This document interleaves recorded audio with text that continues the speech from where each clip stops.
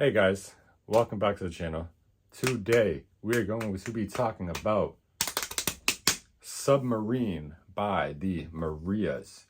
So the Marias are actually from Puerto Rico. Shout out to Puerto Rico. But I will be honest, I was not too familiar with their game. This is the first time that I've listened to a Marias album, so it was pretty refreshing to not have any sort of judgment or expectation because I didn't know what to expect. So this is a 14 track album, 45 minutes, 13 seconds. Great timing off rip. Pretty cool cover. No features, no nothing. Just the Marias and vibes. For production, I gave this a 9. I think the whole album kind of had this spooky, underground, submarine-ish vibe if you were underwater. Where, you could hear things, but they were a little bit muffled, a little bit darker. They were a little bit less loud. And I think the whole vibe of the album, they did a great job of really creating this atmosphere for us. Each song kind of had no happy notes. They were all dark, full, really bass heavy productions. And I think every song did a great job of really executing that idea of whatever they were trying to do, because whatever it was, I liked it. Even the songs that were a little bit more up tempo, like Run Your Mouth and things like that, they still had that underlying bass, that underlying darkness with a few little higher pitched production notes on top of it to make it a little bit more exciting, a little bit more fun. But I did give it a 9 because I thought it was really good.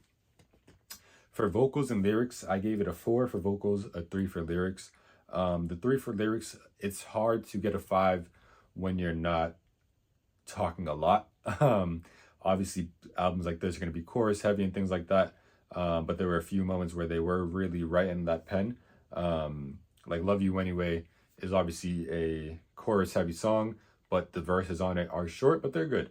But I think, again, just when you're working with a sound oriented album versus a vocal oriented album, you can't really get a 5 in that lyrics category. So I gave it a 3, and I gave it a 4 in the vocal performance category because I do think they did a great job. Her voice is pretty smooth. It just was the same voice almost throughout the entire album, which is nothing wrong with that. But when you are a singer, I do like to hear you just test the waters a little bit with something else. But she did a great job throughout whatever she was trying to do. So I still gave it a 4. So grand total of 7. For cohesion and empty tracks, I did give it a 7. It was 14 tracks long. I do think it could feel like it could be cut down to 10 maybe. Again, a lot of the sound was that slow, melodic, dark, spooky sound. And I think just a few times there weren't some bad tracks, but some were just filler. And the album could have just been a little bit more impactful by not having kind of duplicate vibes of that dark, just smooth voice over on top.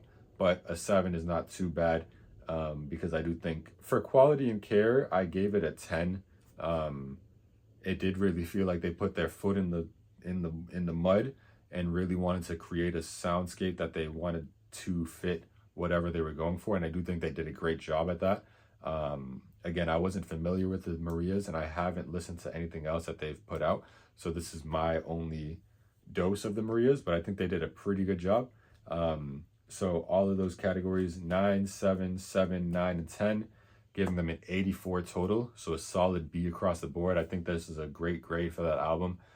If you like the Marias, I'm sure you'll like this, or I hope you like this, because I don't know what you've heard before. But if you don't like the Marias, or if you've never heard of them like me, I think this is a great album to start with. There's some good moments on this album where you're really locked in to whatever sound world that they created. And I think they really did a good job on this album. So an 84 overall, and shout out to the Marias, shout out to Puerto Rico, and I'll catch you in the next one.